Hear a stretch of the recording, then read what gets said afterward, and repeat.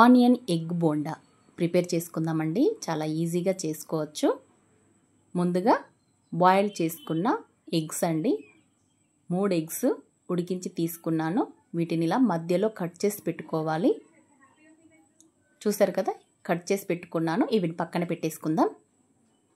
ఇప్పుడు ఒక బౌల్ తీసుకొని ఒక 4 పెద్ద ఆనియన్స్ అండి ఇలా సన్నగా కట్ చేసి పెట్టుకున్నాను. అందులో 1 కప్పు శనగపిండి, తగినంత సాల్ట్ వేసుకుందాం. అలాగే కొద్దిగా పసుపు, 1 స్పూన్ మిర్చి పౌడర్, 1/2 స్పూన్ ధనియా పౌడర్ వేసుకుందామండి. ఇదంతా చక్కగా ఆనియన్స్కి బాగా పట్టే విధంగా కలుపుకోవాలి. కొద్దిగా వాటర్ చల్లుకుందాం, మనకు ముద్దలాగా రావాలి కదా. వాటర్ చల్లుకొని ఇలా కలిపి పెట్టుకోవాలి పిండిని. ఇప్పుడు కొద్దిగా ఇలా మనం కలిపి పెట్టుకున్న పిండిని తీసుకొని అరచేతిలో ఇలా నొక్కి పెట్టుకోవాలి.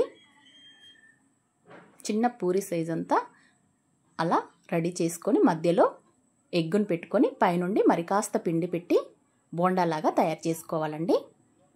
బాల్ లాగా చూడండి, ఈ విధంగా రెడీ చేసుకోవాలి. ఇలా చేసుకున్న వాటిని ఆయిల్లో వేసి డీప్ ఫ్రై చేసుకోవాలండి. ఇవి మంచిగా బ్రౌన్ కలర్కి వచ్చేంత వరకు మీడియం ఫ్లేమ్లో పెట్టి ఫ్రై చేసుకోవాలి. చక్కగా వేగిపోయాయి కదా. ఇప్పుడు ప్లేట్లో తీసేసుకుందాం. ఆనియన్ ఎగ్ బోండా రెడీ అయిపోయిందండి. చాలా టేస్టీగా ఉంటాయి, చాలా ఈజీగా ప్రిపేర్ చేసుకోవచ్చు. ఎప్పుడు ఒకేలా కాకుండా ఇలా ట్రై చేసి చూడండి ఆనియన్ ఎగ్ బోండా. ఈ వీడియో కనుక మీకు నచ్చినట్టయితే లైక్ చేయండి, షేర్ చేయండి, సబ్స్క్రైబ్ కూడా చేసుకోండి.